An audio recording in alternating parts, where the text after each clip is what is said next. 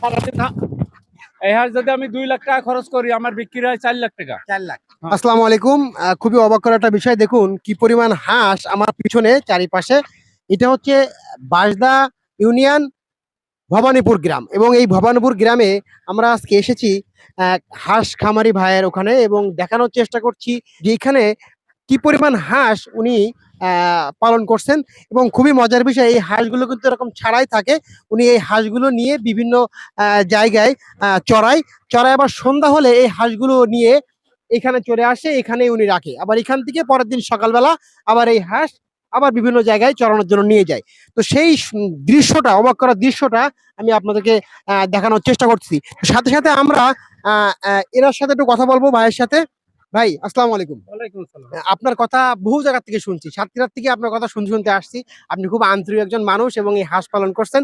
তো আমার দর্শকের জন্য আপনি কিছু বলেন। এইটা হাঁসটা হলো সবাই পালতে পারে না, কিন্তু চড়ালি এতে অর্ধেক লাভ হয়। 1 বছর যদি ডিম নেওয়া হয়, 1 বছর পরে এই ডিম নিতে গেলে হলো 4.5 মাস খাই দিলে হ্যাঁ। হলো 1 বছর পর্যন্ত ডিম পাওয়া যায়। আচ্ছা আচ্ছা। পাওয়া যাওয়ার পরে তারপরে এই হাঁস আমি মাংস বিক্রি করি। এই হাঁস যদি আমি 2 লাখ টাকা খরচ করি আমার বিক্রি হয় 4 লাখ টাকা। 4 লাখ। হ্যাঁ। আর ডিম তো আমার এটা লাভের। এই ডিম কতদিন দেয় একটা হাঁস? একটানা ডিম দেয় হলো 325টা ডিম দেয় এবং একটা হাঁসে। একটা হাঁসে হ্যাঁ, বছরে। মানে বছরে একটা হাঁসে 350টা করে ডিম দেয়। হয়। ওরে বাবা, এটা তো অনেক ব্যাপার।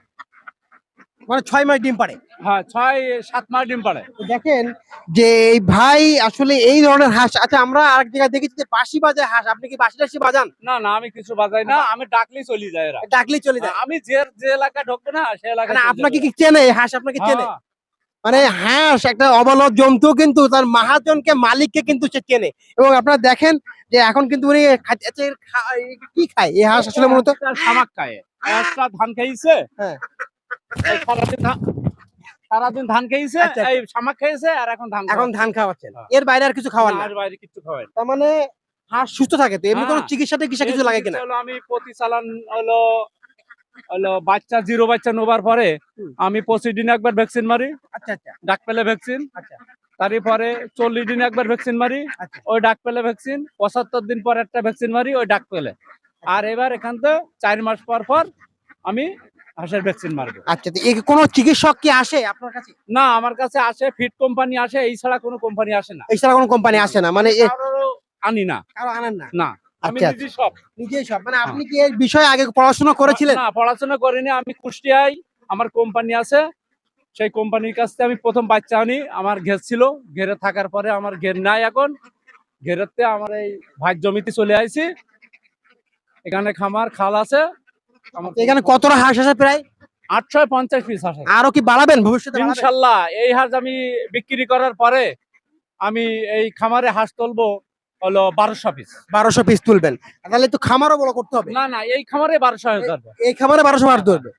তো দেখলেন যে আসলে মানে খুবই অবাক করার বিষয়। আমাদের সাতক্ষীরার ভিতরে, সাতক্ষীরার গর্ব বলতে গেলে চলে, যে এইভাবে উনি এই খোলা জায়গায় এরকম 850 থেকে 1200 হাঁস কিন্তু উনি পালন করছে, এবং এত সুন্দর ভাবে। তো ভালো থাকবেন সবাই, ভিডিওটা শেয়ার করে দিবেন সবার মাঝে। এটা মদ্দা হাঁস, দেখেন এটা মদ্দা হাঁস, মানে দেখতেও কিন্তু বেশ সুন্দর, এবং এটা খাওয়ার জন্য শীতের সময় কিন্তু এই মদ্দা হাঁস খাওয়ার জন্য হিড়িক পড়ে যায়। যাই হোক, সবাই ভালো থাকবেন। আসসালামু আলাইকুম ভাই। ওয়ালাইকুম আসসালাম ভাই।